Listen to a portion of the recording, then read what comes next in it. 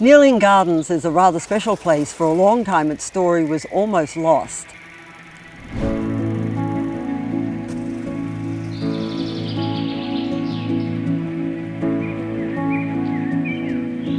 But it is the home of Dr. Henry Nehrling, who bought this property back in 1885. When he first came to Florida, he was looking for a place where he could grow tropical and subtropical plants year-round.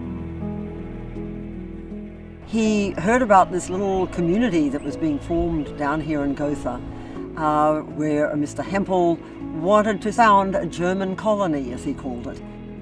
So he bought 30 or 40 acres down here, sight unseen. The following year, in 1886, he came down and started the gardens here, and every year he would come down, introduce more plants, develop the gardens over the course of the next many years.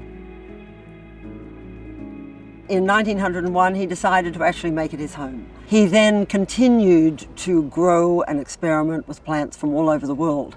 These plants are what have formed the foundation for many of our gardens here in Florida. The work he did was instrumental in developing the horticulture industry in Florida, which of course today is one of the major industries for Florida.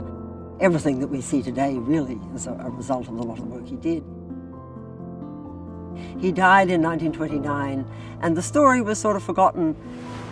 The property sat vacant for several years and then was bought by Julian and Maggie Nally, who then continued to run it as a nursery for many years. Julian continued to do a lot of work with bromeliads, bamboos, and then when they died in 1978, there were no children. The property was subdivided, and it was then purchased by the Bouchardis, who were a local couple. She loved the gardens, he was an architect, so he built a wonderful extension onto the property, and Barbara continued to work in the gardens, but then sadly Howard died.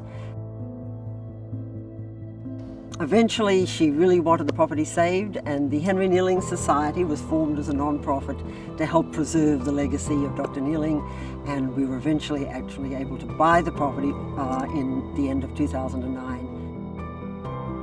And that's what we have today, this wonderful old home, 6 acres remaining of the gardens where some of the really significant horticultural work in Florida was done. Henry Nehrling was a remarkable personality, and I think all of us who become involved with Nehrling Gardens, part of it is because we find him such an extraordinary man. He was very generous in sharing his knowledge. It was never about making money, it was never about ambition. It was about knowledge and sharing it. So everything he did in the gardens, he was happy to share. People would come here from all over the country to learn from him. Unfortunately, he was not a businessman, and as a consequence, he did share all of his knowledge, and he was a very trusting person. This was in the days before there was any Plant Patent Protection Act. It was ironic that the year after he died was when the first Plant Patent Protection Act was passed in Congress. And Thomas Edison was one of the people who spoke in support of this act, because he saw, what had happened with Nehrling, where people would then take some of his wonderful plants that he had worked on hybridizing and developing, and then they could just grow them without him receiving any profit from that. And towards the end of his life, essentially all of his caladium collection was stolen. And it really broke his heart. I think he died in 1929 back here at his favorite place. But it was a very sad way for things to end for him. But he was an honorable man, and it would never have crossed his mind that someone would do that kind of thing.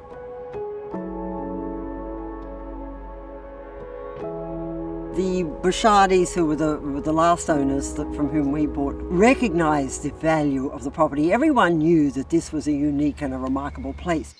There were various attempts at saving it, but it was a bit of a struggle, because trying to get the money to buy it, Barbara couldn't just turn it over. She was widowed, this was her only asset. So it was quite a long story. And a bit of a battle to try and save the property. It meant the Henry Nehrling Society was formed as a non-profit corporation in 2000, in 1999. In 2000, they were able to get the property listed on the National Register of Historic Places, so that was a big step. And then the society started trying to figure out how it could be purchased and saved so that Barbara could move on. Went through a lot of different efforts of applying to the state, to Orange County. We were approved for grants from the Florida Forever program, but that required Orange County signing off with us to say that they would never sell the property if it fell through, if the Nehrling Society failed for some reason. And they didn't want to do that. They didn't want the liability, so we lost that money. We applied for a grant from the Florida Division of Historic Resources to purchase the property, and the funding the first year was cut in half and we just missed out. By the second year, the funding was eliminated altogether.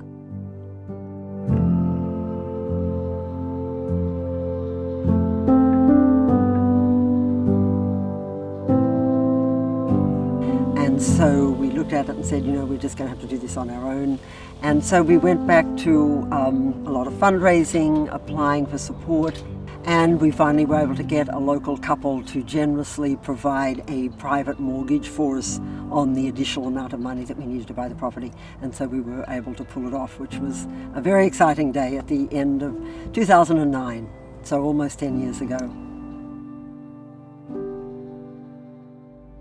There is a huge need, I think, for young people to get back to understanding what nature is about. I think so many gardens now, people have their landscaper come in and change out the petunias or the whatever, and the lawn guys come and cut the grass. But nobody's ever really looking at the way things grow and the magic of watching something grow from seedling up into a mature plant.